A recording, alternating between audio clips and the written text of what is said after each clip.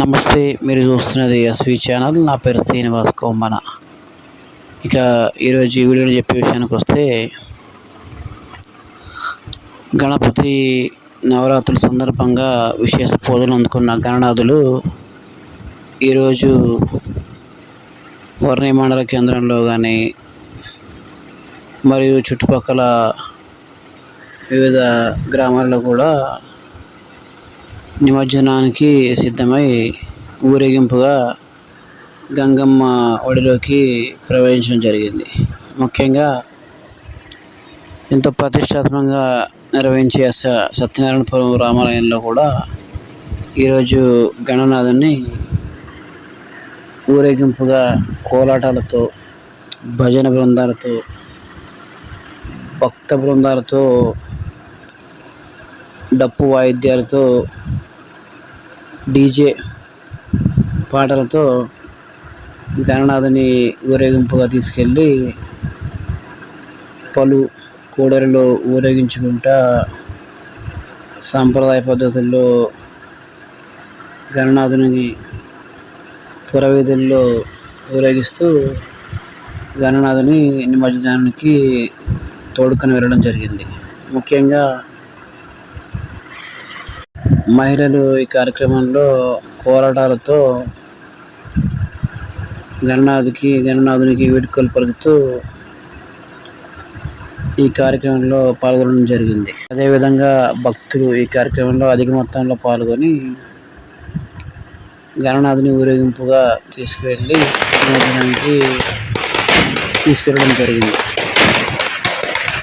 ముఖ్యంగా రామాలయ వినాయక మండపంలో విగ్రహంతో పాటు సత్యనారాయణపురం పరిధిలో గల పలు కూడళ్లలో కానీ, సత్యనారాయణపురం గ్రామ పంచాయతీ పరిధిలో గల గ్రామాల్లో కూడా గణనాథుని ఊరేగింపు నిర్వహించుకుంటూ భజన బృందాలతో, నృత్యాలతో గణనాథునికి వేడుకలు పలుకుతూ గంగమ్మ ఒడికి తీసుకెళ్ళడం జరిగింది. గత 9-10 రోజుల నుండి విశేష పూజలు అందుకున్న గణనాథుడికి ముగింపు దశగా దేవుని ఊరేగింపులో ప్రజలందరికీ ప్రసాదాలు, పళ్ళు పంచుతూ ఈ వినాయక నిమజ్జనంకి తీసుకెళ్ళడం జరిగింది. ముఖ్యంగా సత్యనారాయణపురం రామాలయం మరియు చుట్టుపక్కల గల వినాయక మండపాల్లో కూడా భక్తి శ్రద్ధలతో వినాయకుని ఊరేగింపు కార్యక్రమం ఘనంగా జరిగింది. భక్తి ప్రసాదాలతో పాటు డీజే చప్పుళ్ళు, నృత్యాలు మరియు బాణాసంచా కాల్చి విశేష పూజలు అందుకున్న గణనాథుడికి వేడుకలు పలుకుతూ